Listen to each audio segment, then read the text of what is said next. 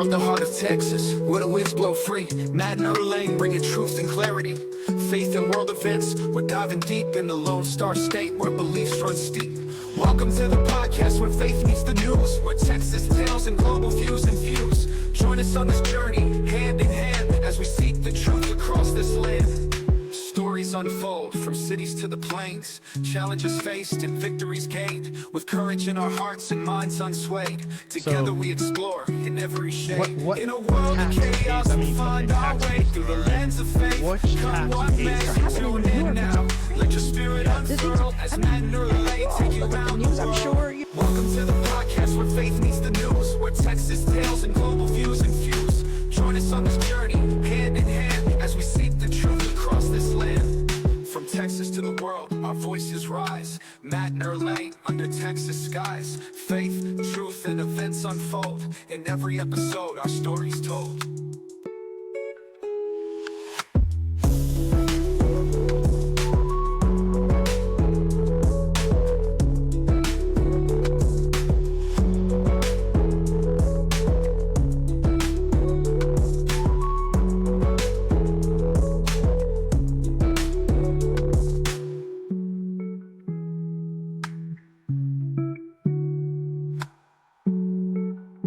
From the heart of Texas, where the winds blow free, Matt and Lane under Texas skies. Faith, truth, and events unfold. In every episode, our stories told.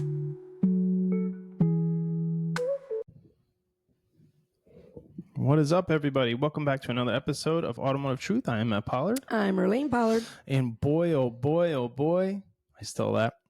What a lot going on. Mm-hmm. My goodness. People say, is it the end of the world? No, it's just the end of California. Hello, people. It's pretty crazy. Make sure, whatever your political views are, it doesn't matter at this point. There is lives. Doesn't matter what their beliefs are or what their political views are. We need to pray for them. We need to pray that California gets on the right track, right? Correct. And things go in the right direction. And on that note, please stop, subscribe, like, and share this episode really quick. Do it now. You done? Ding, ding, ding. Okay. All right. Well, we're back for another episode. How are you, Ms. P?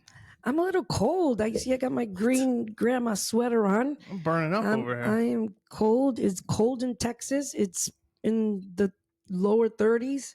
And it has been. Oh, it snowed in Dallas. It has been all week. Yeah, remember when we were up in Fort Worth, it was always cold, from November all the way to March. It was like cold. It was always warm down here. I used to love driving down here because it was much warmer down here. But for some reason, it is very cold. No, not for some reason. It is winter. But it is warmer than up north. Yeah, I guess we could be in 10-degree weather, but yeah, no. I'm just a little cold, but I'm okay. I'll make it through. I got a little heater over there, and it's pretty potent. Pretty hot in here. But okay. I'm good. Matt Pollard, I'm good. All right. Let's get into this. Let's go. So we're going to go right to, the favorites. Rants in the house.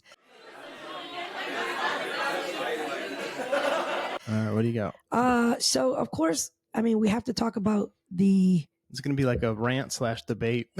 Like the whole ignoramus of how this California fire situation has been taken care of. I have a few videos before I go into my rant as usual. It's crazy. If the governor and mayor had been a Republican, correct, I believe that the news would have been all over But anyways, I digress. Let's show some of these videos, because first I want to show. Let me just get myself together here. I should have been together, but What do you think that would happen?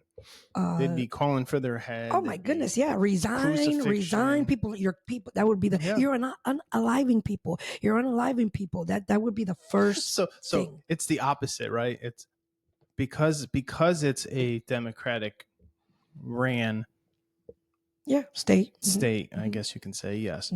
It's climate change. Oh my goodness. But if it was a Republican, you're mismanaging the forests. Mismanaging the monies, the funds. Where are the funds? You're mismanaging the funds.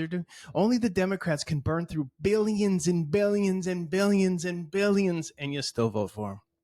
Yep. Billions. Probably trillions they waste. So let me just show a couple of the fires. Now this fire here, it went viral. Like these people are inside the house, and this is like they're like the fire's in their backyard.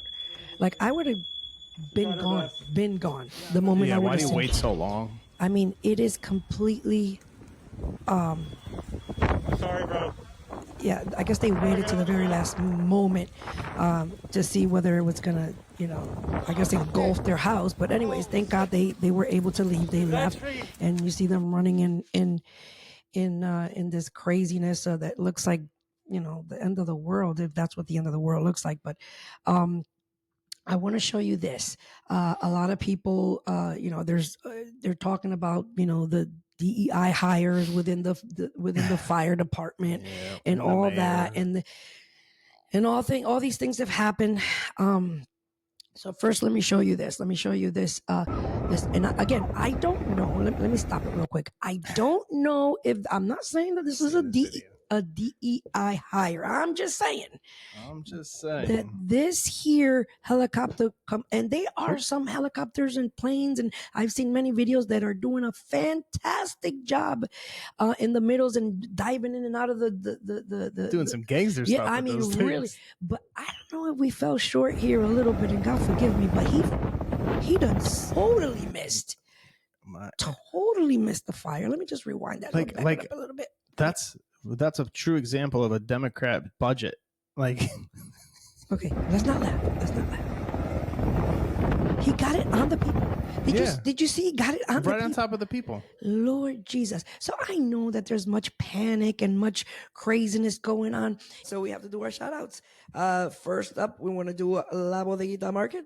La Bodeguita Market is here in our complex, 3333 County Road 119, Suite 7 in Hutto, Texas.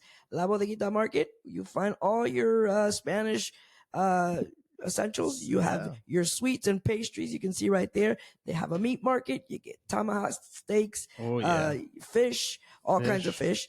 You have your tropical juices and sodas and some stuff that you find in Puerto Rico and Cuba and all kinds of Venezuela. So La Bodeguita Market, you have your sofrito, salchichon, all kinds of wonderful things, spices that you need for those Caribbean meals. You'll be surprised what you find at La Bodeguita Market. Again, 3333, that's County Road 119 in Hutto, Texas, and they're in Suite 7 right there. So check them out. You want your fresh sofrito? Go to La Bodeguita Market. There. Go to La Bodeguita Market. And this other thing that I saw here, wait, was this it? I know I just saw it was just one thing after another when it came to these fires. So I guess, and I'm just assuming or guessing that these people were walking by and they saw the fire, and then so they decided to use a handbag. I don't know, but what in the world? The firemen don't have hoses, so they're like literally using purses, women's handbags. That's a woman's handbag. No, that's a no. The other put out fires. Look at this. The black one. What in the world? No, I think that's the bucket thing for fire. Fire department. But the other using person women's handbags to put has out a fires. handbag. What is going on? And I don't know if this here? was somebody just walking by. Have you guys ever seen this in your life? Look. But again, people do desperate things in desperate situations. People, you get what do you call that? You things get chaotic. Desperate times Desperate, or desperate measures. Things or get something. chaotic and stuff like that happens, and it's unfortunate. But let me see if there's. I think I have one more. Is this? But what is most concerning to me is our first responders and our firefighters who are trying to battle this. There's no water in the Palisades. There's no water coming out of the fire hydrants. This is an absolute mismanagement by the city. It's not the firefighters' fault, but it's by the city. Nope. And I'm going to be very honest. We've got a mayor that's out of the country, and we've got a city that's burning, and there's no resources to put out fires. So if you look at your pictures, you don't see the firefighters there because there's nothing they can do. Yeah. Isn't that insane? It looks like we're in a third world country here. Yeah. Everything's engulfed. And we've got a lot of tough questions that we need to ask the mayor and the city council and our representatives and the county representatives. Stop that for now. Let me show you. It doesn't matter. We're never going to get answers. Let me show you this wonderful mayor that people continue to bring up. So this mayor Karen, what a coincidence. Her name is Karen. Karen what? Something. Hang on. Here she is. She is just getting off the airplane at the airport where you regret cutting the fire department budget. When reporters see her, and they went right to her because I guess the fire hadn't gotten this crazy yet, but there were warnings. But she still went and got on a flight. Yeah, the high wind warnings. She still went and got on a flight because there was an inauguration for some, I guess somebody she knows or whatever, who was in Ghana in politicians over there, I guess. Yeah, but the taxpayers are paying for you to fly to Ghana. Like, this makes no sense. So listen to this reporter went in. The fire department budget by millions of dollars, Madam Mayor. Have you nothing to say today? Have you absolutely nothing to say to the citizens today? Elon Musk says that you're utterly incompetent. Are you considering your position? Have you had enough yet, Angelinos? What you are watching is more than a refusal to answer questions. It's a refusal to take responsibility. Right. When leadership falters, it's not just about policy decisions. It's about accountability. The fire department is underfunded. Homes have been reduced to ash. And now, even Elon Musk is calling out this administration for incompetence. Okay, so before all this happened, she defunded the firefighters, or whatever you call the fire department. The budget. Yeah. The budget for the fire department by 17. I wrote it down somewhere. Was over it 17 million? 17.6 million? 17.6 million. She defunded the fire in California, where there's forest fires all the time. Yep. What? Incompetence, and probably use the money for DEI stuff. So how did she just randomly have a her city quarter zip pullover? Her city what? Her quarter zip pullover sweater. Did her little what do you call it? Assistant run to the house and grab it? It's about people. So Families she's are trying to suffering. get out of there another way, Communities so are she asking, how doesn't, did this have to happen? talk to the And instead of reporter. answers, we get Just put them right in front of her. Yeah, he's like right in front of her. Like he's not letting go. But then somebody comes, she leaves through a side door. But anyways, that's enough about that. But I want to show you the background of this Karen Bass history. I did a little digging and saw something that November 7, 1983. Remember this date, but first, let me introduce you to Karen Bass. Back in the 1970s, community activist Karen Bass went on at least 15 trips to Cuba, many with a group known as the to Cuba. Who's in Cuba? Who was in Cuba during that year? Fidel Castro. And Fidel's like the king of communism. Okay. As the Venceremos Brigade, a Marxist group started by the Castro regime to subvert American interests, weaken democracies, and spread communism around the world. Founded in 1969, the Venceremos Brigade organized trips to Cuba every year. Venceremos in Spanish means victory. The victorers. Victor's Brigade. Year for half a century. They attracted the most radicalized and delusional segments of the American left, including overtly Maoist and pro-Soviet communist groups. In fact, A Los Angeles police investigator who infiltrated the group testified to Congress saying that to be a member of the brigade, you had to be confirmed as a Marxist-Leninist, as a brigadista, and then moving up the ranks to organizer for the Venceremos Brigade.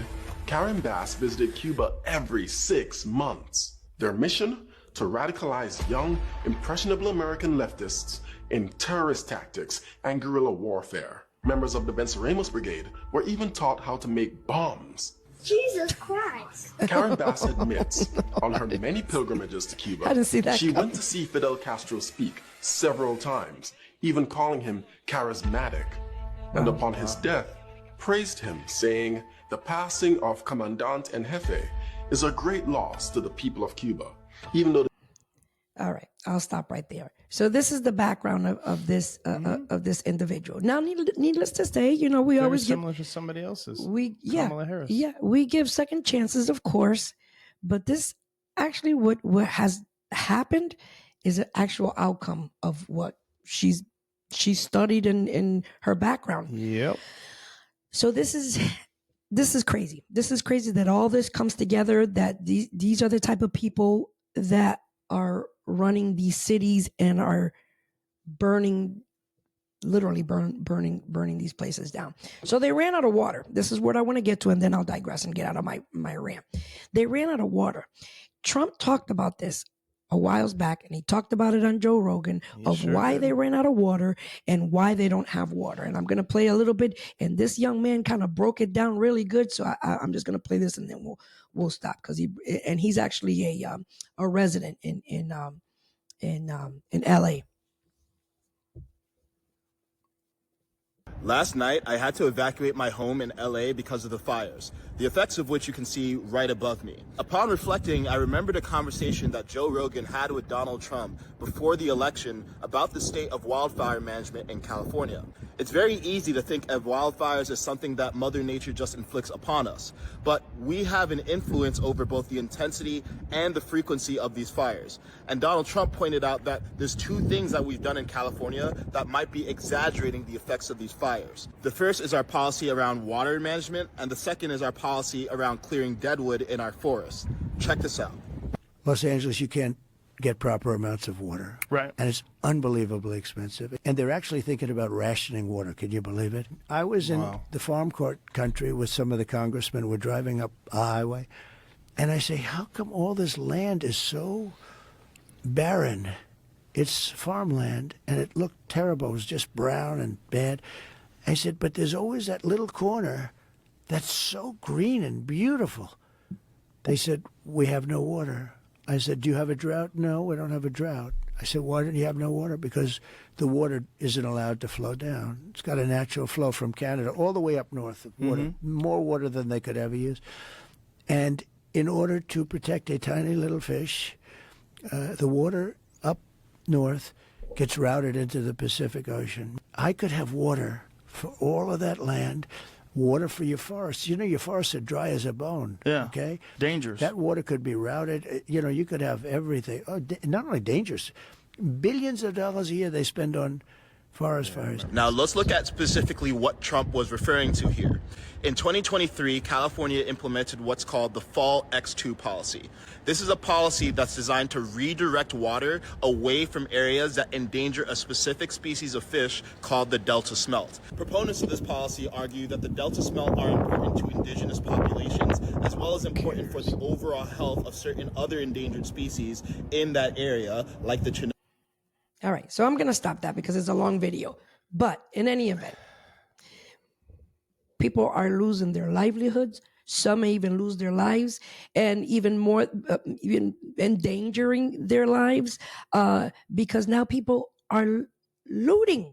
They look for an excuse to loot. Yeah, it's California. Unfortunately, in that state, people look for an excuse to break into businesses and steal. They do it without nothing is going on. Could you imagine all this massive chaos going on? I'm going to play one more video, and then I digress, and then we're done. But you have to know what's going on. It's a chain reaction, all this. The lack of funds, the lack of hire, the lack of knowledge of hire, the type of people that they're hiring, the lack of I don't know. I mean, just the lack of everything is crazy. Is trickling down to now people are not only losing their homes. Let me find where is it? Oh Lord. Now people are in danger, and there are looters coming in like droves. Here it is. I saw men coming into our neighborhoods. Police confirmed it. She had this to say. Take a listen. It was wild. We just started seeing all these cars pull up, doors open, and groups of men running up our street, going up to the doors of these houses. And we weren't sure what was going on. I'm thinking, are these people here to help my neighbors? I hope so. And I left, and then my husband talked to the police and said, what are those guys doing? These guys don't live here. Get them out. My next door neighbor said, his quote, there were like 100 people that came up on scooters and were trying to get into any and all houses on the street. And did you physically see police officers stopping them? I didn't, but it's not to say that they weren't. It was so incredibly chaotic, and I was so worried about my big family and getting them out of our old tinderbox of a house that I was just focused on them first. Looters, crews of looters, just looking for the opportunity to go in. And on top of that, there's tons of videos out there. People are continuing to even light fires. They caught a man with a torch in his hand, just creating more fires. Look at this guy. With a torch. Why would you have a torch in you? And now this neighborhood got together and they pinned them down until the police came. Why would you have a torch in your hand? I saw another video, and I don't have that one, but in LA, it could be to light the spoon. It's crazy. That the person was actually lighting up debris on the side of the road. This is insanity, and it's all Gavin Newsom's fault. All his fault. All those that have their hands within this state. Look what you have done to this beautiful California, because California is a beautiful state. It is. People love California. I mean, especially Northern California, amazing.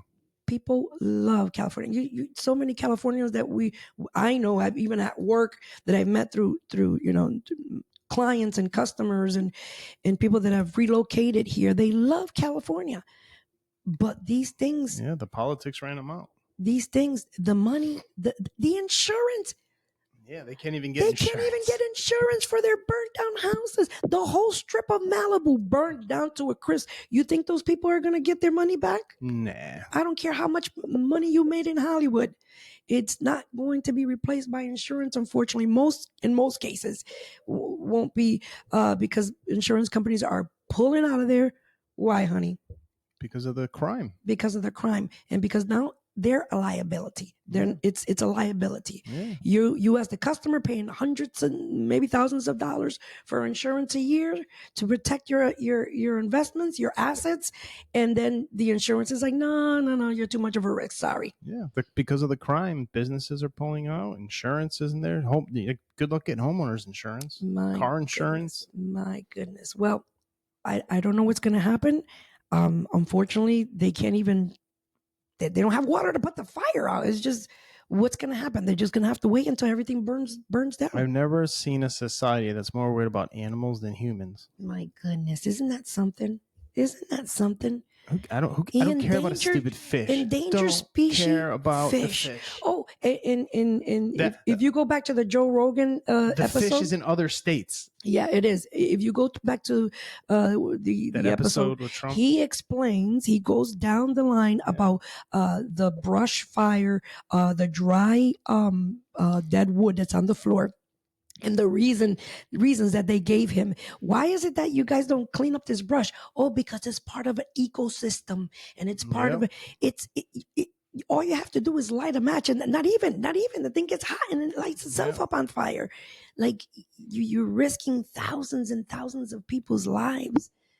Yeah, because it gets so dry and then the wind, hits those old rickety power lines, and one little spark comes. Y'all do y'all research on this because it's deeper than what you think. All these people are. This is what they see. This is what they see. Just that. Okay, I digress. I'm done with my rant, even though it was kind of like a news rant thing, but people need to be informed. All right, Matt Pollard. All right. So we'll hit a little service drive ops here. Let's go. This can be used for anybody in any business, more or less. But we'll kind of focus it more on automotive, more on service department. I entitled it "Things That Require No Talent." Wow. So it's something. These are 10 things that you can do where you already are. It's not going to cost you any money. You don't have to go to school. Mm-hmm. You don't even have to Google anything. Wow. These are just 10 things that you can do on your own to be successful. Where you already are to be successful. Okay. Y'all right. Grab a pen and paper and write this down. All right. You ready? Number 1, be on time. What's on time? 15 minutes before. Correct. Yes. 15 minutes before. Because if you get there on time, you're late. You're late. You get written up. Matt Pollard's a hard boss, y'all, but just so you know. Well, I mean, sorry, customer, you're not more important than a customer. The customer is the reason you are there. Let me finish this sentence. He's a hard boss, but many have become very successful because of his iron fist. Okay. So number 1, be on time. Number 2 is your work ethic. Okay. All right. Number 3 is effort. Mm-hmm. You have to put in a little effort, right? Number 4 is your body language. Especially if you're in a sales position. Even on the phone, people can tell, right? It's true. So if you're like, computer service, yeah, Yeah, your body language will tell your mind and your mouth how to speak. Yes. If you're just slouched down, sitting in your chair, like half of the service advisors do, like this. Actually, no, they're do a cabin filter. They're like this. So your body language, change your body language. Mm-hmm. Even if you have to watch some YouTube videos or Google some things just to learn how to have proper posture, you know what I mean? And then 5 is your energy levels. I put that next to body language because those kind of go hand in hand. I put a no that didn't transfer over. I don't know what happened. It's gone now. I put, you don't have to be me as far as your energy levels, because I'm usually 100 miles an hour. 10. But just be upbeat and smile and open your eyes and look people in the eyes and have a good energy. Mm-hmm. Well, you have good energy if you eat well too, but that'll come later. Yeah, that's at the end of the show with the diets. Number 6 is your attitude, right? A bad attitude will create bad results. That's good. Mm-hmm. Number 7 is passion. If you're not passionate about what you do, then go find another job. If you don't, we always say that if you don't want to be here, go find another job. Go find something. You know what? A lot of people don't like their jobs. Like, you have to like what you do in order for you to be passionate about something. In order for you to, you have to. I'll tell her to go ahead. Talk about it. Well, I was on the phone with my dad yesterday. Yeah, he called, and so I picked up the phone. Yeah, I picked up the phone. I love you, puppy. I'm joking. And so I picked up the phone, and he was like, yeah, when you get old, you get tired, you get tired, you're working, and I said, well, you got to go work. Hey, you all, time for another interruption. We got to give these shout outs somewhere. Welcome to Gualita's Garden. Gualita's Garden. Gualita's Garden is our Puerto Rican sofrito right there. Gualita's right there. Yeah, that's her. She makes this sofrito. If you are Puerto Rican, Cuban, Dominican, you know about the sofrito. These seeds, they come right from our land. Even I know about this is a blend of peppers and onions and traditional peppers that come from Puerto Rico. It's the base of all our soups. It's the base for our rice and beans, our soups. Yeah, all that good stuff. Gualita's Garden, Puerto Rican sofrito. You can hit her up and go on her Facebook page or La Bodeguita Market. They sell Gualita's Garden right at La Bodeguita Market. Right there's Gualita, putting the label on it. Fresh, organic. There's no fillers. It's excellent. It will change your meals. And so go get it at the Bodeguita Market if you want it now, or you can hit her up on Facebook and we will ship it to you. We also have it frozen. So it comes frozen and it lasts longer. It's cut up into a couple of different cubes. Cubes, yeah, and portions. So you can put as much as you want or as less as you want. And so there it is right there. There it is right there. That little square thing there is your frozen sofrito cubes. And this is La Bodeguita Market right there. Right there. And so you'll find the fresh stuff in their refrigerated area. And the frozen, of course, will be in the freezer area. That's usually where it is. Yeah, but yeah, La Bodeguita Market. Go there and grab your Gualita's Garden sofrito. Puerto Rican sofrito, y'all. Yeah, it is the best delicious. sofrito. I'm telling you, it's good stuff. Matt is a witness. He can testify. There's the fresh mix. And over here in the freezer, they have the frozen portioned cubes. All right, let us know. All right, hit her help up. support local businesses. All righty.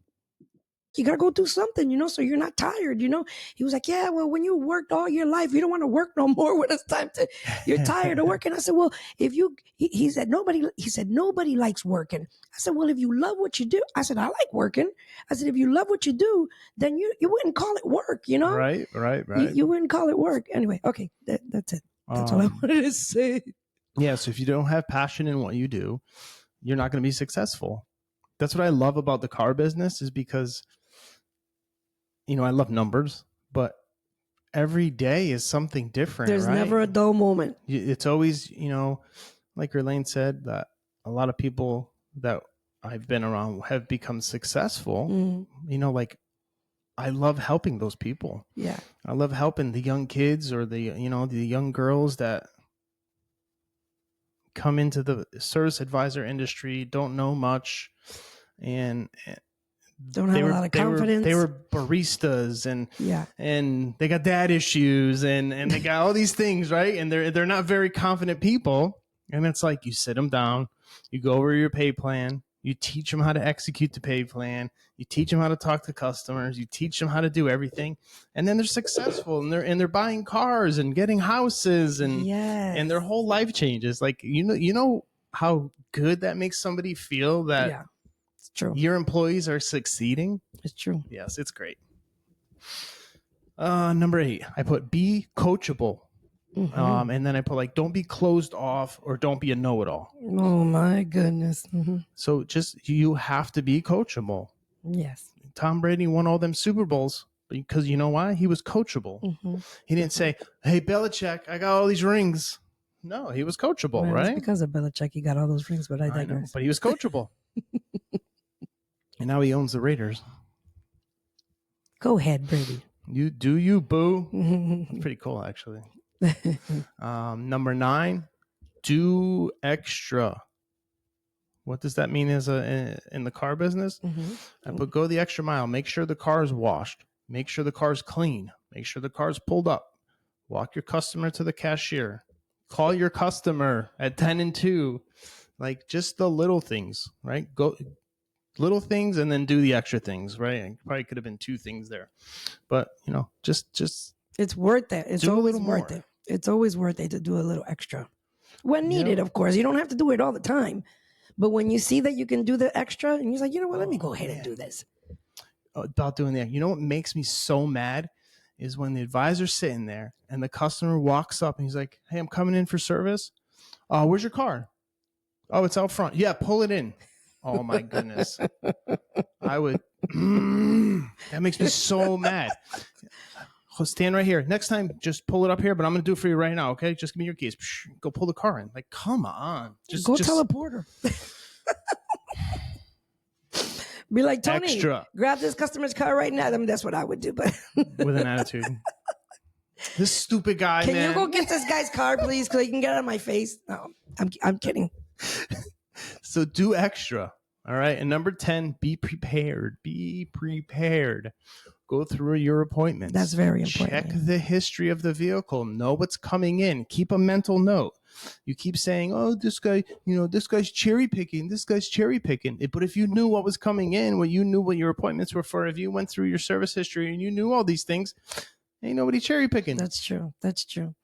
I mean, it will make your day so much easier if you just do the extra, like number 9 said. Number 9, he's got on his list here. If you would do the extra thing the night before, and those that pre-write repair orders, and that all saves you so much time, and you already you're ahead of the game when the morning comes. You're ahead of the game. When I was at a little store, it's hard when you have 15. I mean, you delegate, but every night before an advisor would go home, I would used to do these things called pre-write packets. So the RO would be in the pre-write packet. And if I had like quick obsolescent accessories like floor mats or bug guards or running boards, I would have those in there as options and stuff like that. So we had these little packets, and I would sit down with the advisors. We would go through every single pre-write. We would go through service history. And we would write him on the pre-write. All right, he declined this last time. She declined this last time. The car's recommended for this. Like, we would go through every single pre-work that were there in the morning. With some softwares, you can actually do that. You can actually print out, probably now in every software, because everything's so updated. You can print out the last decline recommendations. Yeah, and all you the can, declines. And if you're using pads, I mean, I know where I work, you use your pad. First thing you do is hit F7 if you got CDK to look up the history and see what they declined last. And that's what I would lead with is that. Anyway, go ahead. Declines, yeah. And then if it's a new customer, always ask if they have their service history, because not all people have access to Carfax. And if they went to an independent, it's not going to be in your VIN inquiries. So just always be like, you have 30,000 miles. Did you do your brake fluid? Did you do this? Do you have the receipts from the last place you went to? How about when's the last time you changed the oil on your vehicle? Yeah, have the conversations. You know what I mean? Pet the dog, as we always say. Oops. Yeah, pet the dog. Chris Collins, pet the dog. Yes. Who was talking about that? Oh, the guy George we were watching with the luxury cars. Yes. He was scolding one of his salesmen. And he goes, "You got to pet the dog." Oh, he did say that? He did. Oh, I didn't hear him say that. Oh, wow. And he used Chris Collins' "Pet the Dog" to the T. He's like, it's like the story about the people that brought their dog to the veterinarian. I gotta look up the episode. I'd like to see that. Oh man, dang it! I forgot which one it was, but he was talking about it. So the point of the story was they brought the bulldog to the veterinarian. That's supposed to be the greatest veterinarian in the world. They sit there for 4 or 5 hours. He comes out, looks at the dog, and says, "You're going to have to leave him." And then goes to turn and walk away. And then they're like, "Well, hold on. We're going to just leave the dog? What are the options? What about this? What about that?" And the ex says, "He's not a dog person. Let's get out of here." There's a little more to the story than that. So then they go to another veterinarian that was like, "Oh my God, hey Rocky, how are you?" Playing with the dog. Yeah, it was a dog person. I think that's how. Yeah, I don't remember exactly. That was kind of a quick version of it, but it's because the guy had no body language. He didn't go the extra mile. He didn't smile. He didn't have good body language. He didn't pet the dog. Yeah, he didn't pay attention to the dog, and the dog's actually the commodity. Is that what you? Yeah. I guess you can say the dog was the commodity there, but the dog is actually the customer in that situation. But anyways, I hope somebody gets something from all this. Yeah, they're great tips. Great tips for your service drive success for your service drive success and your service advisor. And we got to be assassins on this drive. That's why it's operations. Dun, dun, dun, dun, dun. All right. Oh,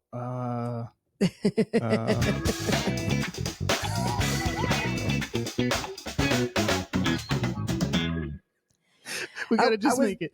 I was doing the Mission Impossible thing, because you said service ops. But anyways, it was a good segue to go into our automotive news.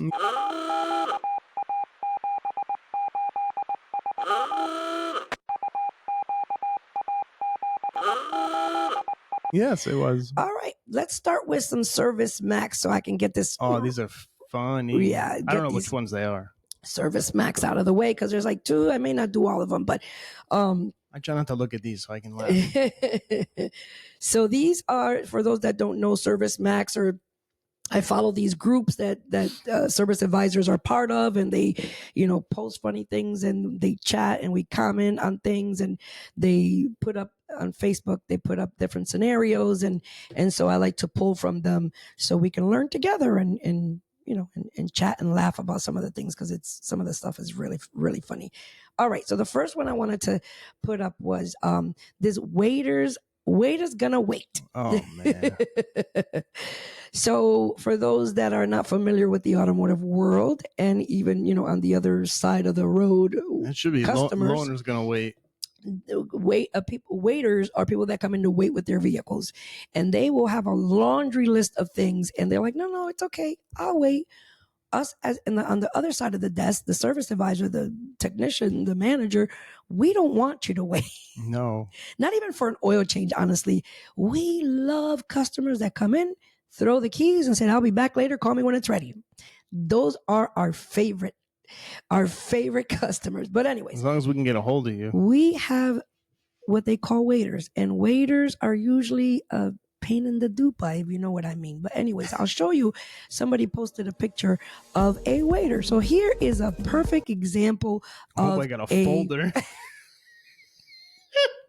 He pulled every service bulletin. Let me pull up the comments, because the comments are the best part. Pacing back and forth isn't gonna make this any quicker. Waiter gonna wait. So he and I don't know if he's staring at his car, like, okay, I'm gonna stare at my car until they pull it in. What kind of dealer is that? Chrysler? Yeah, I think it is. I think it looks like a Chrysler. No, maybe Ford, because that's a Escape over there in the white. And anyway, here I got to look up the comments, because the comments are the best of these Service Max things. Okay, so the first thing, the first comment is exactly what Matt said. He's got the folder. Now, that's yes. This is probably one of the worst type of waiters. He's got a folder, he's got all his records, and he's standing in front of the service desk and letting you know that he's rushing you. He's rushing you without even saying a word. I'm an engineer. Yeah, he's rushing you without even saying a peep. The other one says, next comment says, they act like standing next to the advisor is going to make the tech work faster. I swear that is what they 100% believe. Right. They really believe that if they stand in front of the desk, that you're going to move. And you know what? They might be right. Because we want you to get out. All right. We don't want to see you. We don't want you standing there pacing back and forth. So, they know just what to do.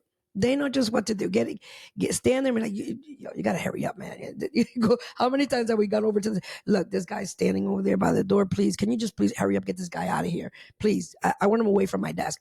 Especially those that come over and want to talk to you the whole time that they're servicing their cars at the dealership. Like, the phone is ringing. People are coming in. Like, I don't have time I love talking to customers. Don't get me wrong. But when we're in an environment, especially a fast-paced, what do you call that? Oh my goodness, busy. A busy department. Yeah.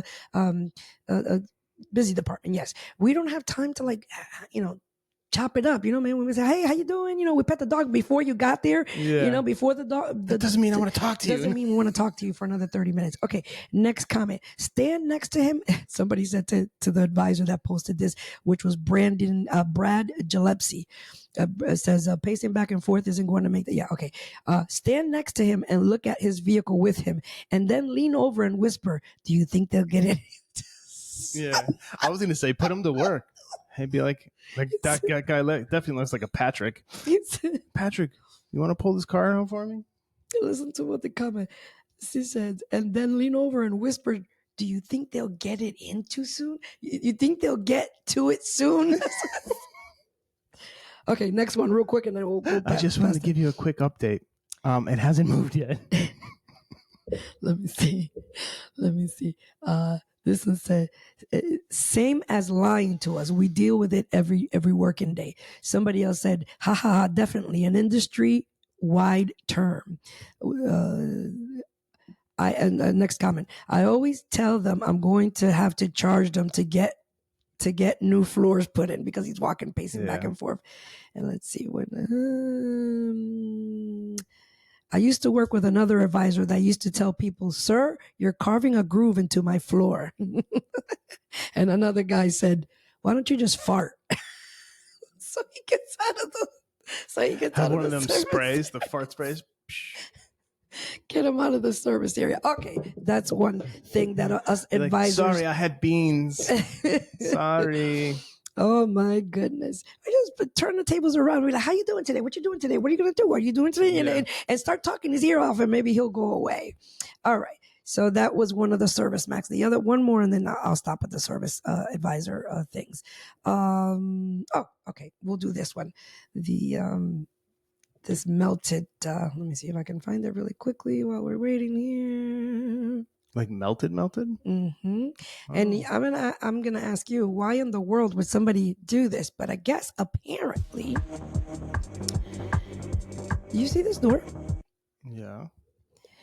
See something new every day. I take the phone call and he tells me his windows and door locks don't work.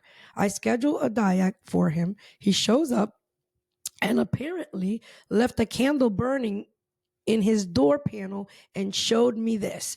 I didn't even write it up. I just told him go to the body shop. Now, why in the world? Why would you, a candle? Let's get it on. Oh, maybe someone was trying to set the mood. He couldn't afford the starlights. So he was like, baby, I got a candle. Oh my goodness. I got your $5 value, man. Let's get in the back of this Corolla. Oh my goodness, Matt Pollard. That's crazy. I remember the bullet, y'all go back and that was like before, but that was like one of the best episodes. Yeah, it was. One of the most listened to. I should tell the story again one time. But anyway, yeah, so some guy leaves a candle in the door and this would happen. I don't know. I'm not convinced. But what do you think, Matt Pollard? Well, I don't know. It's hard to tell. You'd have to be there, though. But whatever they did, it definitely melted the door panel. Why in the world would you have the candle exposed? Like, did he have a tea light? Like, what was it? Because look how much is burnt. I know. That's kind of weird for a candle. Yeah. Usually it would have just blown out if it was a little candle. Mm-hmm. And then other candles come in like a votive, like a glass thing. Unless I don't know. I don't know why he would have a candle lit on his door, but that's a strange one. Okay. The body shops would be like, take it back to the dealer. I wouldn't be surprised. What do you want us to do? Take it back to the dealer. You gotta put a harness in it. That's enough. I have a treat for you, Matt. We did this a long time ago, and so I'm bringing it back again. And this is if you lived in the 1980s and preferably in 1989. It was a good year, actually, 1989. I graduated that year. No, you didn't. No, I didn't graduate that year. I was 9 years old. No. Well, if you were 9, I was 14, right? 13. Anyway. Don't do the math. 1989, you pull up to the dealership, used car dealership. What are you buying? Here we go. What brand? It could be any brand. Oh, yeah. Oh, no, I didn't mean to do that. Ah, Oh, sorry. I moved. What happened? Sorry. Hang on.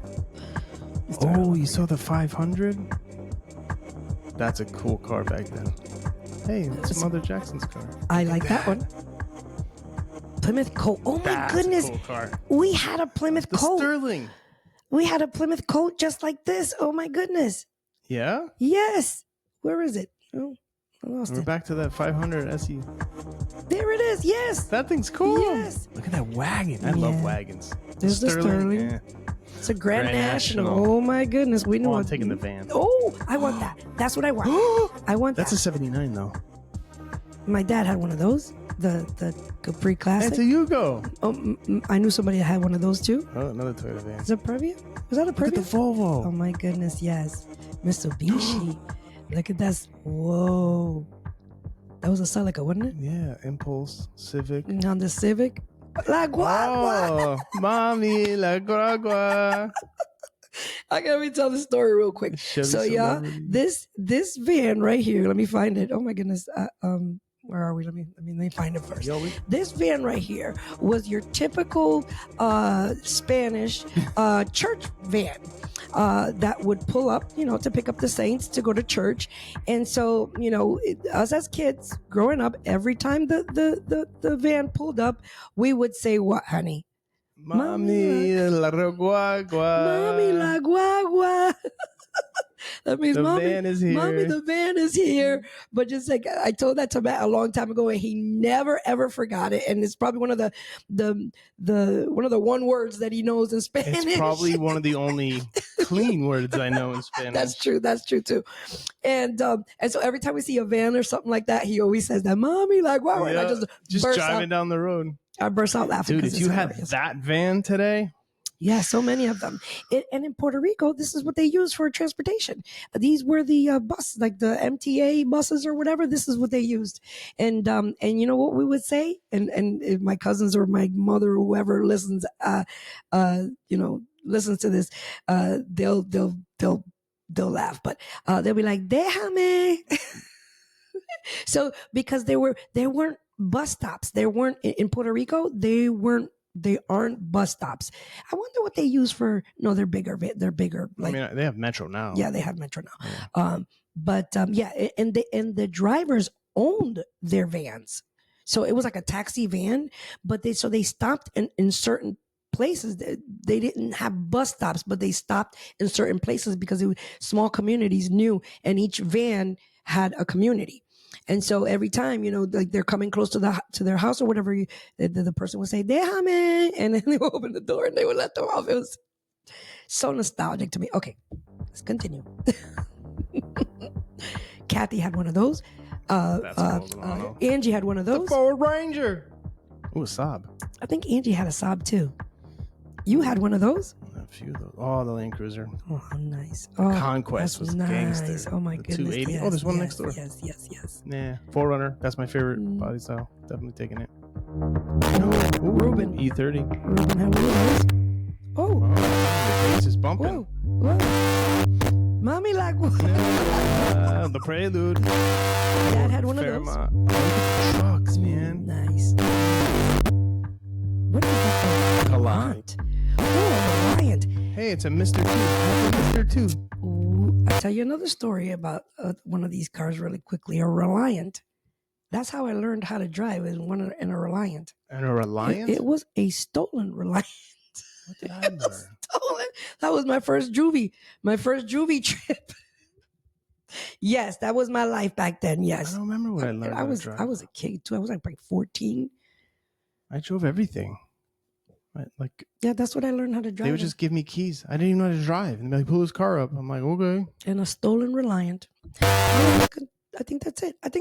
That's cool, yo. What a cool reel, right? You got to do the BMW one after that. Let's go. Let's do it. So. I saw another one.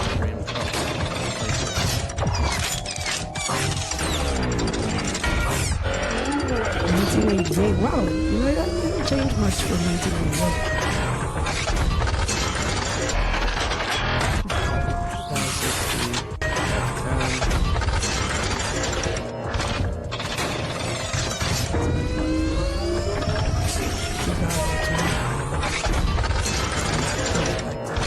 Look at that. I prefer the old one. Always. I always love old cars. Always prefer the old square type. All right, Matt Pollard, let's go into some real automotive news here.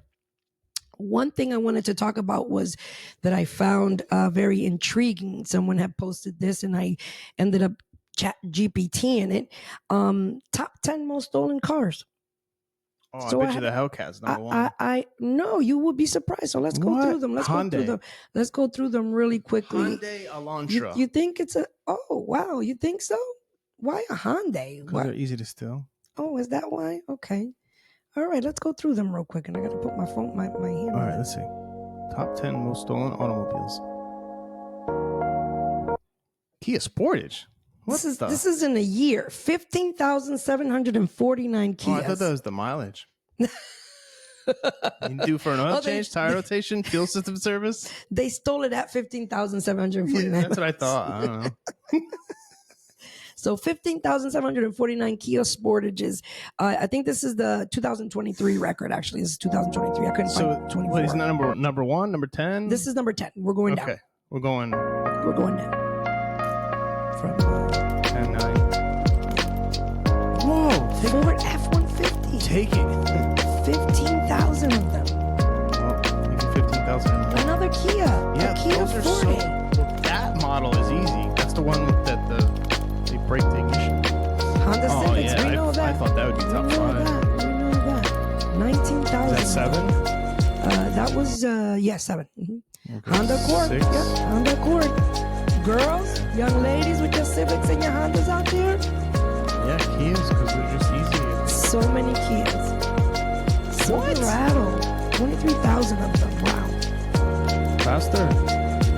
I'll help you out there. My goodness. Be careful. Be vigilant. Another Kia. Wow. So many Kias. 30,000. And the Optima is actually a nice Kia, too. Sonata. Sonatas are nice cars too. 42,000 of them. It's not that body style though. It's like the 10, 11. The Elantra. No way. No way. Matt pegged it. He sure did. No way. Number 1 stolen car, ladies and gentlemen, is the Hyundai Elantra. What's my prize? Do I get a candle? Yes, you get a candle. Yeah, crazy, right? Wow. Crazy. Not even a single Hellcat on there. Probably because they don't make 15,000 of them. Well, that was 2023.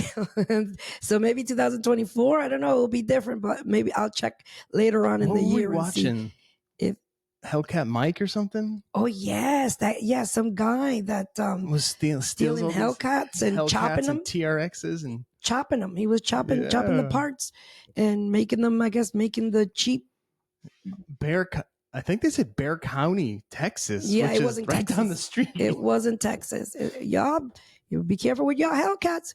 Y'all better put them under lock and key. And speaking of lock and key, we put out that last week. Yeah, we put out episode. That video. It was last week. That video.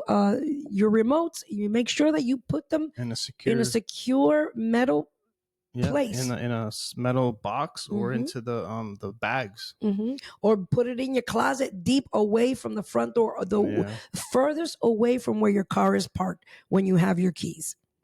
It's funny, you can never get your remote start to work, but these dudes walk around with these gypsy antennas. And now the key wants to work. So stupid cars. All right, one thing I want to show is because they're going down the line of the fires that are going in happening in California.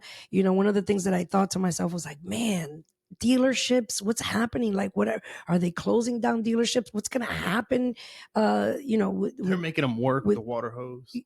I'm sure. Like, what are they supposed to do? They're going to let all their fleets burn? Like, what happens during these burn these cases? So I did find something that was so heart-wrenching to me, because we love cars, and this is heartbreaking. Oh, those are Porsches. No. I knew it would be heartbreaking for Matt, because that's his favorite car. And look at that. That's like a collector's house. Yeah. I'll read the thing really quickly. It says the state of emergency fires, which have been happening in LA, have left behind a serious number of rare cars written off completely. This is one example which shows a 911 Turbo amongst the cars which won't be recoverable. Sadly, my heart goes out to anybody affected by the fires.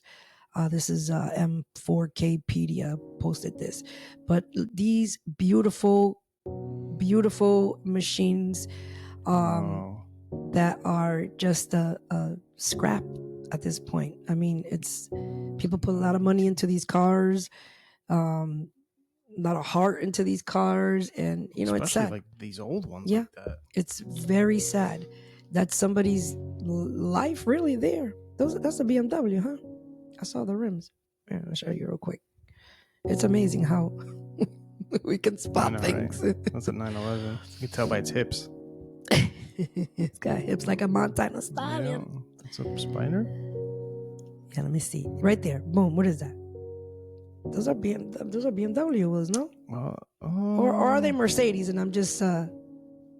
It's actually that car right there. It's hard to tell. Is it that car? They right do there. look Boom. BMW-ish. Yeah, they look like my the way the spokes were. Yeah, they look like my wagon wheels. Very sad again. We send our hearts and our hearts out in prayers to all those who are in Southern everything. California is like a car culture too, and you had the lowrider cars. Oh my goodness. Man. I was trying to find that video, y'all, of this guy. Yeah, who I guess restores these old Chevy Impalas. Or who knows? It could have been passed down to him, and he had several of them in his yard, and he was like, "No, they're not going. You're not going down like that." And he was spraying the holes on the cars. I pray to God that nothing got burned or damaged. Think about it. That car's sitting there. There's no insurance on it. It's a rare car. That's true. It's a great loss. Great loss. Like those are people's retirements. You know, they're gonna fix them up and sell them, or give them to their kids, so their kids are an heirloom. Like, all right, y'all. I'm gonna show one more thing on automotive news, and we'll continue on to our next segment, because things are happening within the Elon Musk world and all that, and something happened, and y'all gotta excuse me and forgive me because it's vulgar and bad words, but some Cybertrucks were vandalized, and I got to look up and see where this happened. But yeah, you see what they wrote? It was oops. Like, what did he do to you? Yeah, I wanted to go back. These I guess what it says here is the $80,240 truck. $80,000 truck. They were damaged. Someone. So they're not cyber beasts. They're base. Yeah, but still, I mean, $80,000. That's a lot of money for. I wonder how you get spray paint off of a stainless steel panel. They would probably have to replace the panel, I would imagine. I'm sure you can get it off. 30 of but them. I don't get it. Like, what did Elon Musk do to you? What did Donald Trump do to you? What did Jeff Bezos do to you? Like, people are just hating on successful people. That's exactly what it is. Start with this top 10 list. Maybe you can be a successful person. Exactly. I forgot to check where this happened, but in any case, it looks like it's a dealership. So, definitely a dealership. It's unfortunate. Like, come on, haters. Like, come on. All right, Matt Pollard. You want to be mad at somebody? Look at a politician whose salary is $177,000 a year, and they buys a $9 million house and do nothing. That's who you should be mad at. Nothing.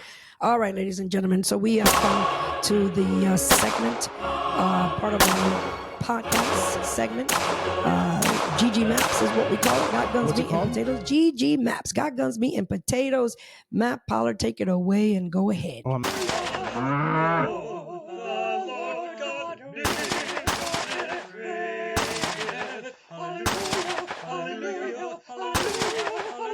not prepared.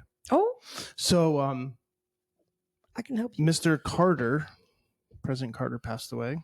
Oh, yes. His funeral was this past week. Yeah. Jimmy Carter, y'all. Jimmy Carter. You know that's the knucklehead that implemented this school system you all are complaining about. Yeah, that was that guy. Not too fond of him, but anyways, God, whatever. Rest in peace, my friend. Yeah, rest in peace. Wherever you are going, I don't know your heart. I don't know your. He did do some good things. He didn't do all bad, but he did. Yeah, he did do something. Yeah, he voted for Kamala. All right, so how many living presidents? 5 were at the funeral. Let's see. So we had the Bushes. We had the Bush. One Bush.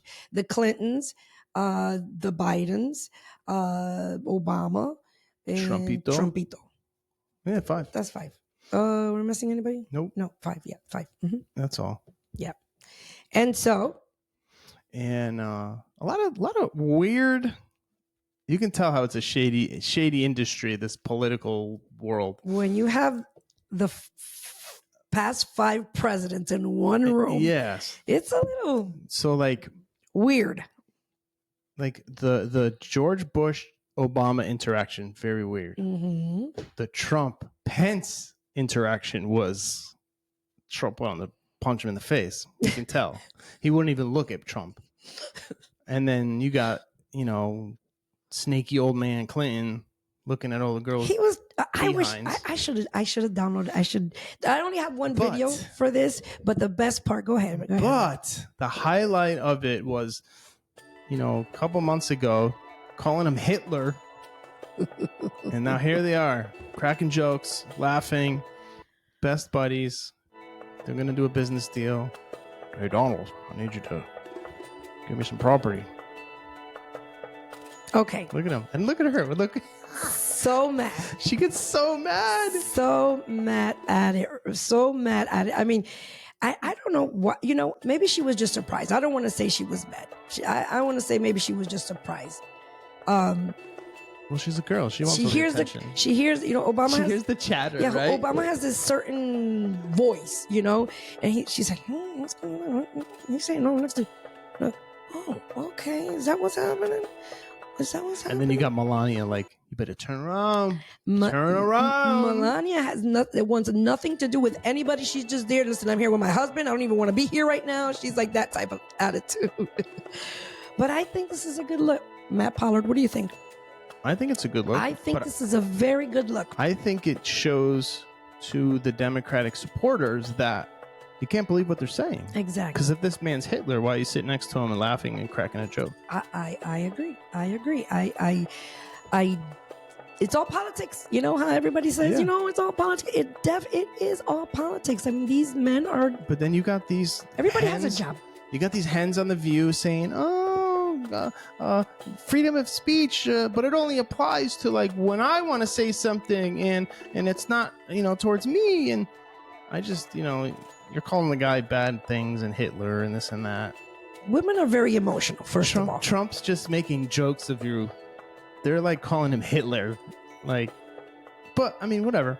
I think this is a very good look. I agree. I think everybody else co-signs.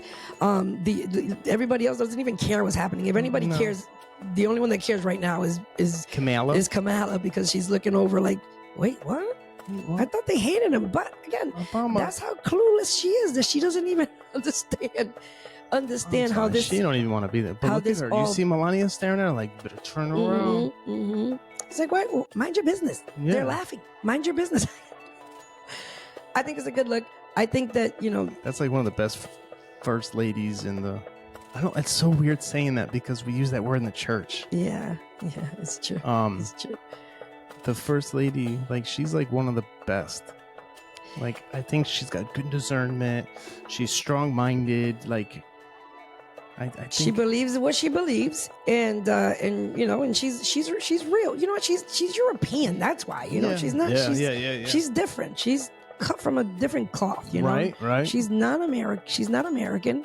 I mean, she's American, but she's not from here. She wasn't born here, so she doesn't have those ways, that Americans do, if you know what I mean. Yeah. Being a woman also. But yeah, I think this is great. I think this is good. I think that, Donald Trump is a very likable person.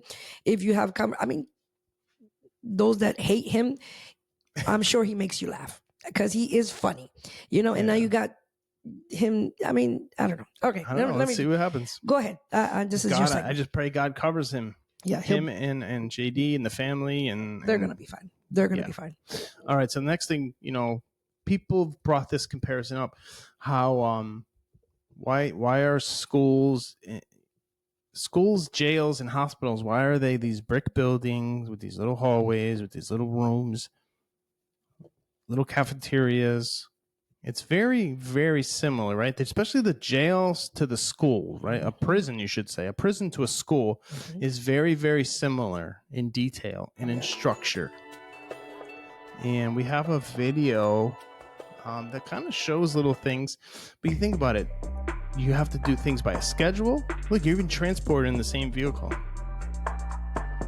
The meals, the lunch is the same. The hallways are the same. Even the backyards, like just simple. Actually, I do have something here. I'm gonna keep putting this on a loop. See, look at the buses. That's why you have to go to Freedom Academy Christian School. It's a whole new world. Yes. Hey, y'all, another break. This one's brought to you by Freedom Academy. Freedom Academy, y'all. You already know Freedom Academy. It is part of Freedom Temple Pentecostal Church. Freedom Academy Christian School out of Austin, Texas. Great school. Open enrollment all year long. You already know. There's the website, www.freedomtemplechurch.org/Freedom Academy. I actually put up the website here so you can see. Look at the faces. There's our Pastor Nixon, Lady Nixon, the children. These are the facts, children. Freedom Academy School, Freedom Academy Christian School, children. We call them facts. There they are. They're doing their studies. Wonderful, happy children, learning about the Lord, and of course, learning their arithmetic and their reading and all those special things. They have. Help me again with the morning thing. My goodness, chapel time. They have chapel time. Pledge allegiance to the flag. Pledge allegiance to the Bible. Yes. Go to their website, www.freedomtemplechurch.org, Freedom Academy, and enroll your children. Open enrollment all year long. Talk to somebody. See what they can do. I mean, you can do online schooling. They have online schooling, y'all. You don't have to be in Texas. You can be anywhere. That's right. You could be anywhere and enroll to Freedom Academy Christian School. Donations, y'all. We taking donations. We got a great donation recently. My goodness. Keep it up, y'all. We appreciate God is watching you. God is seeing what you're doing. There's our little brother Mikey. You'll be rewarded for what you do in private. Yes, exactly. So do it. Don't tell anybody. Just tell your accountant, and you'll be good. Officially launched Freedom Academy Christian School. Just really quickly, is because I like Mikey. Now you're probably saying to yourself, "Not another school, right?" Not another school, right? Wrong. We are not just another school. Our academy offers an individualized curriculum tailored to fit each student's needs. I don't even have to say anything. Small classes, and most importantly, a Christ-centered environment. A Christ-centered environment. All right, y'all. All right. So we want to make sure that we shout them out. Their motto is education with a purpose. Christian. Christian. Oh, let me go back in there. Is it their motto? It's their, what do you call that? Their mission statement. Mission statement, Christian character and academic excellence. That's what it is. That's what Freedom it is. Academy. help support. Help support the children. Help support the school. And look into it. www.freedomtemplechurch.org/Freedom Academy. So it's totally different. Yes. The environment, the classroom, the colors when you walk in. How do I word it? It's like, this is the mindset they want to give you. Mm-hmm. And then you're going to do this and you're going to go through the process. You're going to go work for 20 years. You're not going to, lining up the process. And then you go to jail and they want to keep you the same way. So people had a lot to say about this. And I'm going to, while I pull up the thing I looked up for the differences of, I'm going to go through the comments that people had to say about this, because what he was saying was, why can't they put him in? The guy that posted this, I didn't put his voice because he's. Oh, I wish I had that Tucker clip. I didn't put his voice because there was a lot of music in it. So, but he was asking, why is it that all this is the same, and why do you have to keep children inside all day long in such a blah place with no light? I mean, schools are Your well body lit. needs light. The schools are well lit, though. I mean, they have big windows, and but why aren't they like in front of a body of water, or in front of some kind of outside? They do have recess. I mean, they do go outside, but it has the same aesthetic as. Actually, can you look up at Chat GPT while I go over the. What am I looking for? Why are the schools and hospitals and why are school, hospitals, and jails have the same aesthetic? All right. So this person says both are designed for maximum efficiency of moving large groups of people, so it makes sense why they are similar in design. I think that's a very smart answer, don't you think? And so this one commentator said both are designed for maximum efficiency of moving large groups of people, so it makes sense why they're similar. Okay. The Chat GPT. What does it say? It says cost efficient designing, standardized materials, uniform, and minimalist aesthetic. Institutional purpose, control and order is what it says. These spaces are designed to manage large numbers of people sufficiently, with often means prioritizing layouts that facilities supervise and movement. Safety and security, and then the other one was neutral environments, architectural trends, perception, institutional atmospheres. So it makes sense. Excuse me. Why in America they're built that way? It's to be efficient, one way, one thing, kind of like a. I guess it's state anyways. So it's the same builders. Yes, it is. Yes, it is. They hire the same contractors. I saw that at ChatGPT actually. No way. Yes, I'm saying that because they're on a roll. Most buildings, most of these structures are state funded, and so this is what they use. They use the minimalist thing. Okay, so a lot of people were like going crazy on this. I wonder if schools have air conditioning now. Yeah, they do. Do they? Yeah. No, I don't know this school. They used to have them little windows that flipped out. Yeah, they were you kidding me with these crybabies we have now? Oh my! They won't go to school. They want a nation full of workers, not thinkers. Yes, that's another comment. Well, why aren't you moving here? Somebody else says this is true. Brain dead. Okay. Brain dead. Bodybuilding username. This is a talking fact. About brain dead. Not an opinion. I also always thought that people in jail have it too good. What? Yeah. Do you know what goes on in jail? Being at constant risk. So somebody said, being at constant risk of being stabbed or beat isn't having it good. It's only the non-violent offenders that have it good. But you're still locked up. It's not a good thing. It's not good. Yeah, no. So this person's trying to be a smart aleck. We're all at constant risk of being stabbed or beat. Why are you in Britain? Some of us more than others. But you seem to have missed the point. The point I made was that posts talk about schools. Oops, it's going back to Wiki. See, you shouldn't even entertain this. Yeah. People get like this. People start getting offended. People start going down the rabbit hole. When you start entertaining somebody's negativity is when your wisdom ran out. It's not wise. Or your patience. It's not wise to getting these little debates. Yeah. Never go never try to go back at somebody. If that's your belief, who cares? Suck up your pride and move on. It's not worth it. Oh my goodness. Yeah, exactly. Because that definitely is pride. Pride is when you continue going back and forth. No, I know. Yeah. This guy said, missed the point I made. The point I made was Post talks about schools having it so bad. I'm saying it looks great. Why victimize it? Bring it down and be so unhappy about good things? I don't know where he went with that, but anyways, all right. So moving right along, I think you've never been in jail. No, he's not been in jail. No, it doesn't sound like it. Definitely doesn't sound like it. All right. So there you have it. They're all basically the bottom line is that they're all state funded, minimalist to move large. It's one purpose, you know.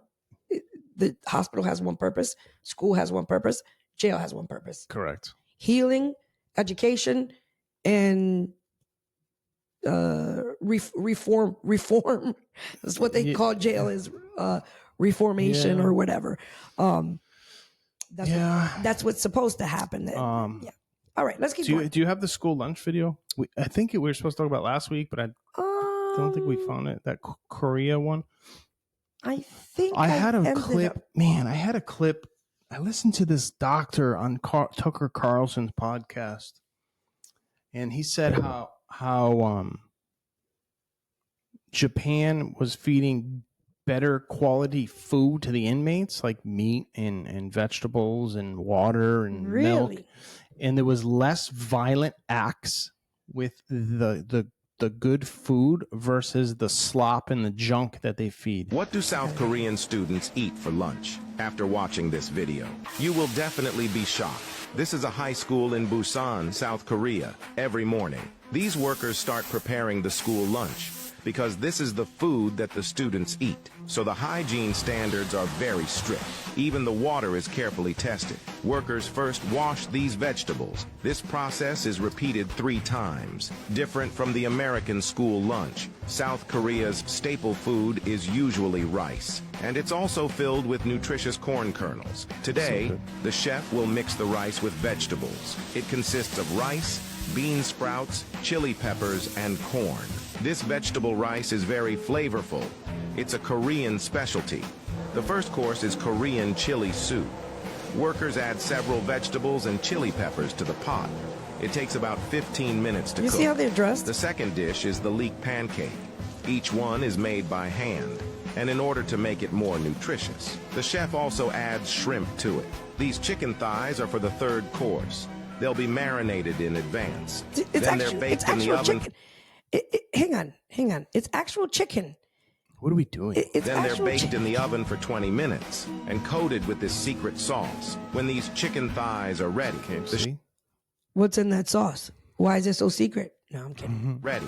The chef will prepare the fourth course, stewed with radish and chicken and seasoned with soy sauce. In South Korea, school lunches are provided free of charge, and the government will check their quality if there's anything wrong with the hairstyle. Comes out everybody's taxes. Did you hear what he said? No. The school will face a heavy penalty in order to make the students' lunch more nutritious. The dishes are prepared by professional nutritionists. Not only meat dishes that are rich in protein, but also vegetable salads rich in vitamins. Lunch is served at 12 noon. Today's dessert is a hot dog bun. Fruit is pineapple and tomato. What do you think of this free lunch? I think it's gangster. I think it looks delicious. I think that they take pride. They do take pride in their health, and in their kids' future. Yeah, they take pride in that. Well, it's only going to create better minds. You know, exactly. You put this processed like I like sausage. I shouldn't even eat it. It's the most disgusting thing for you because it's a processed food. Mm-hmm. Like I don't eat it all the time, but if you start eating all these processed foods, even just sausage, you think it's good. Oh, okay, I'm gonna eat sausage because it's meat. Mm-hmm. It's processed meat. It's not good for you. Yeah. But it's just gonna create better minds. You wonder why all these other countries do better than our kids. Those Korean kids are very smart. Yep. All right, Matt Pollard. All right. So some people don't like this guy, Dave Portnoy. I like him. I think he's hilarious. One bite, everybody knows the rules. This dude is from Massachusetts. He started with a stupid little newspaper. He created Barstool Media, sold it, made millions. You see Matt has his red shirt on a lot of times. Yeah, my Barstool shirt. He went in.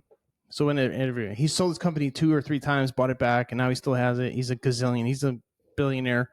And he does the pizza reviews. So he goes around all the United States and does pizza reviews. One bite, everybody knows the rules. That's what he says. One bite, everybody knows the rules, but he takes like 6. We watch him all the time. It's this great. particular restaurant is in this Democratic city in Maryland. So let's watch the video. Do you have a video? I do. Okay. Oh, he said watch out. Oh, I didn't know what the hell he was talking. Tiny brick oven. That looks good. We have this whole backstory. Oh my gosh, man, you're like my hero, bro. Like when all these businesses were shutting down and you were like doing all those grants and everything, I was like, man, this guy is the real deal, man. I appreciate that. Gosh darn, man. I'm glad we hit this spot. I'm glad you hit it too. I didn't even know you were in Baltimore, Yeah, man. One of my customers here, she's been tagging me because we're getting ready to close. What do you mean getting ready to close? We're getting ready to close, man. We can't get our liquor license here. It's been like crazy. Close forever? Yeah, forever. I When was are you like, closing? well, we're just not making any money, man. The thing is, our politicians gave this market down here their liquor license, but they won't give us ours. Baltimore is a very beautiful city. We've got a lot of cool people here. What's your name? I'm Will. Will, nice to meet you, man, Will. the pleasure is all mine, man. I This is love Will's incredible. attitude. Me I too. love Me his too. attitude. That was on the top 10 list. Okay, there's no way this place should be going out of business. None. That guy was the most upbeat guy you're ever gonna have. Christmas spirit will. Every purchase supports a veteran. Closing December 25th unless you help us. tinybrickoven.com/support. Can I ask you something? Yes, sir. How much money do you need to stay open? It's a really good question. So if there's somebody super rich face who's in the pizza business, serendipity is like, what do you need for a year? You gotta give them something. I think we could probably get our continue to stay open if we had to. Would that be super fun? Oh my god! Hey! Yeah, how Still do Sorry, y'all. The whole neighborhood is like so crazy wanting us to stay open. All right. Some things just got to be organic. Yeah. I'm sorry. Go ahead. Tell them what happened, though. So this is why you need to know your numbers. Like I said, Dave Portnoy is a very wealthy man. He says to this guy, Will. Guy's about to close down. He's about to go out of business. He says, if there was a very wealthy, rich man standing in front of you, how much money do you need? And he says, I don't know. This is why you have to know your numbers. Yes. And then he says, I don't know, maybe 60,000. And so Dave's like, okay, I'm going to give you the $60,000. Yeah. He gives him the $60,000. Yeah. He says, here's my number, text his number. We'll have it wired right to your account. Yep. Yep. Sorry, y'all. Amazing. The video came out messed up. I shouldn't have added, but anyway. Nope. This and Dave Portnoy this is not the first time he's done something like this. He's done stuff. This is the first time we've seen it in this scale, but he is a very big pizza guy. He's a very big pizza guy, but he's very giving. You know, he gives a lot. I've seen in other instances where he has given and helped others, and even during the pandemic, he was helping a lot of people, a lot of restaurants and stuff. But anyways, yeah, the guy said 60,000. I said I would have said 100,000 because he said, "How much money do you need? How much money do you need to keep this place running for a year or something?" Didn't he say 1 year? 1 year, and the guy was like. He says 60,000, but maybe that's all he needed. It is called tiny brick oven. So it's a small place, but that's just kudos to Dave Portnoy for doing that. I think that was absolutely. I mean, yes. I saw this and I almost shout cried. out to you, Will. Good attitude, buddy. Yeah, great. That's the only reason you probably got the money because of his personality, right? Like, where are you gonna find somebody who has the passion? Right, who has the passion who has the work ethic, the body language, the energy, the attitude, like there you have and it. he goes the extra mile. And then number 10 was be prepared. Will needed to know his numbers. He should have known. He should have asked for more. He probably doesn't do his accounting. He probably doesn't. But he's it's okay. Closing down.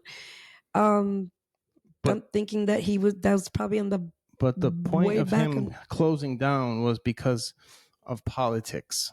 Yes. They wanted to give somebody else priority over an established business that's already been there, but they wanted to take care of probably somebody's friend to let their place get a liquor license. True.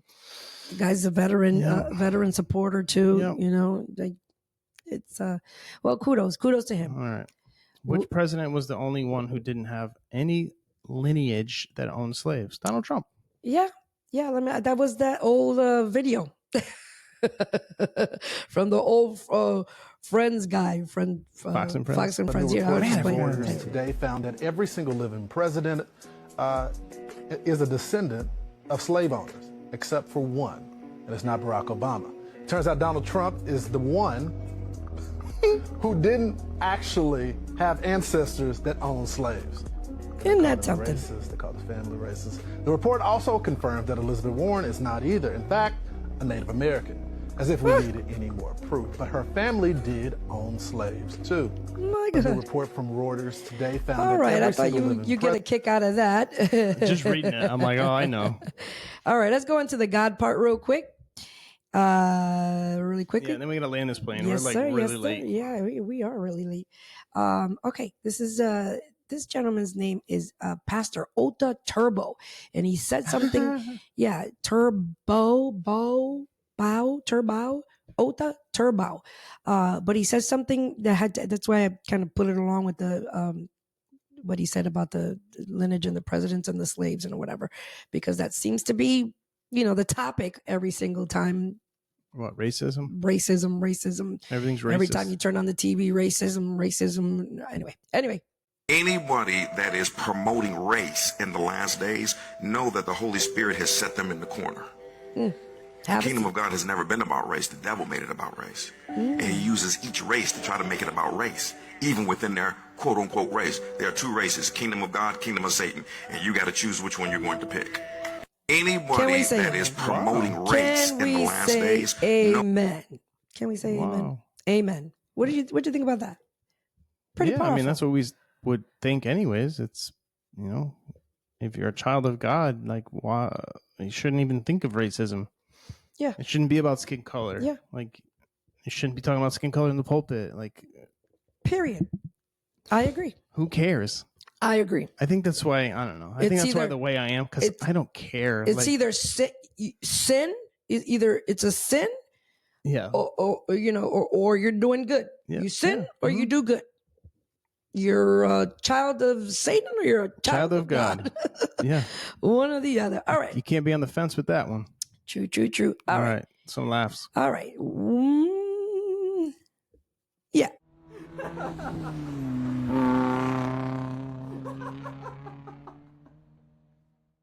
Let's do the smacked real lift, because that's really quick, and then we'll do the fish, and then we'll end it. Yeah, you have that one on there for a couple of weeks. Yeah, and it's somebody I didn't want the music. He should have. Don't look at your phone. Why is the lift up first? Well, because it's probably the end of the day. And they're cleaning the floors. Probably cleaning the floors. Okay, people, techs, porters, advisors. It's just, dude, that's a paperwork issue. Not the service manager is going to fill out an accident report. While you're walking to the service department, put your phone down. These things happen, unfortunately. Oh, ouch. It happens. Not only that, you can trip over a hose. You can trip over the lift. So many things can happen when you're walking through the service. This is a lesson. I got hit by a car. Lucio ran me over. Yeah, I remember that. I went flying. Next thing I know, I woke up. Oh, I remember. I don't know if I woke up. I just remember being in the ER, not the ER. What do you call them little things? Urgent care. Yeah. A clinic. Yeah. All right. Never mind. Let's do this one really quickly, and then we'll end it.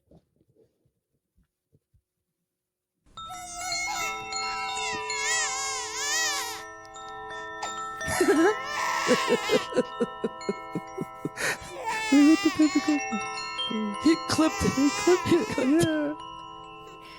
So, ladies and gentlemen, he's got grease on his gloves. Like, this is Mama and Papa just had a baby. Oh, look at the lights. Look at the lights going. The proud Papa. Checking the air pressure. What a proud Papa.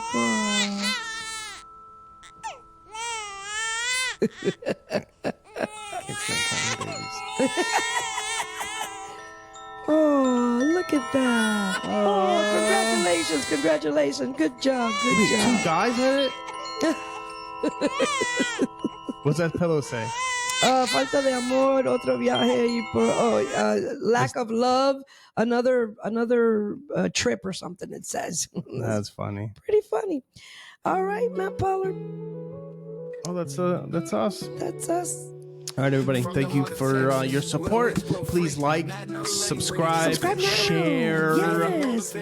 Catch us on Connect. Yeah, Catch us on Connect. You have a question, we can help you. We can help you. Yes. Especially if you're a female in this business looking for female help. I can help you. Hit her up. Hit her up. Whatever questions you have, I can help. Service department. If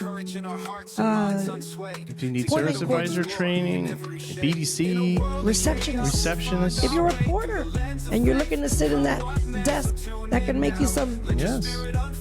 Hit me up. Hit me up on Connect. You can DM me on Facebook, on Instagram, on all these X, YouTube, whatever. You can go to Matt Weatherland, the Automotive Truth. We have an email. Yeah. Can't think of it right now, but anyway. It's Matt Erlane Auto. Just Truth? PM me or DM me. Yeah. We'll get back to you. Or Connect us. Yeah, or connect us. All right. And until next time. Bye.